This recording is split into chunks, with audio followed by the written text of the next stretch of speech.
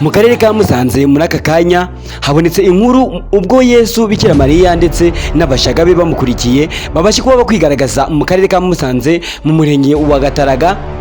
Byatangiye tariki 16 z'ukwa mbere, ubu ngubu tuvugana bikaba byarabaye ejo ku munsi w'ejo, ariko tukaba tugeze kuri tariki 17 akaba ariho bikomeje kuba byagaragara muri aka kanya mu karere ka Musanze.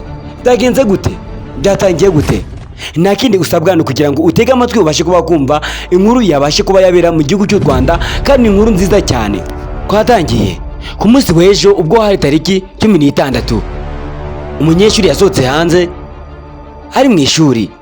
Umwarimu amubajije avuye, amubwira ko avuye hanze kandi abonye ikiganza mu giti. Umwarimu biramuyobera ndetse biramutangaza, ahita afata inkoni akubita wa munyeshuri, ariko umunyeshuri ntibyavamo biranga, afata abandi bantu ajya kuhabereka.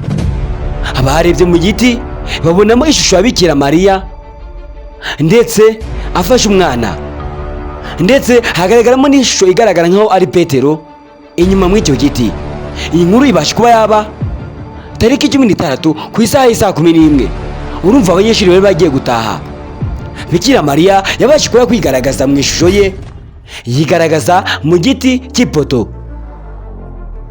Abasha kuba agaragara ariko ari abantu batatu cyane. Ubu ngubu rero akaba ari abantu benshi cyane bagiye kubasha kuba bareba ibyo bintu. Wowe byumva umvishe ko ari igitangaza gikomeye cyane, ni nk'ibyabereye ku Ikibeho. Ahangaha urabona ko iyi poto niko byabasha kuba byagaragara ariko binameze.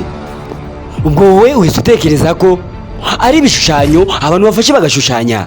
Ntabwo ariko bimeze. Ubu ngubu uri kuhagera bigahita bibura, wasubira inyuma ugahita ubibona. Abantu bari kuhagera bafite uburwayi bari guhita bakira ako kanya. Aka kanya rero bibasha kuba byabera mu gihugu cy'u Rwanda mu karere ka Musanze. Wakwibaza ngo ibyo bintu byatewe n'iki? Icyo nagusaba ni ugukanda ku buto subscribe ndetse izi video ukazisharinga no ku bandi, kandi waba ufite umuntu ufite ikibazo nawe akabasha kuba yahagera akahasengera.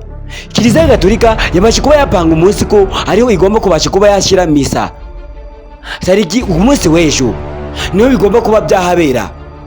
Nta kindi nagusaba guys, niba wahageze kanda ku buto subscribe dukomeze kuba twabagezaho n'ibindi biganiro. Ni Didier wanyu bakunda. Thank you very much. I Musanze.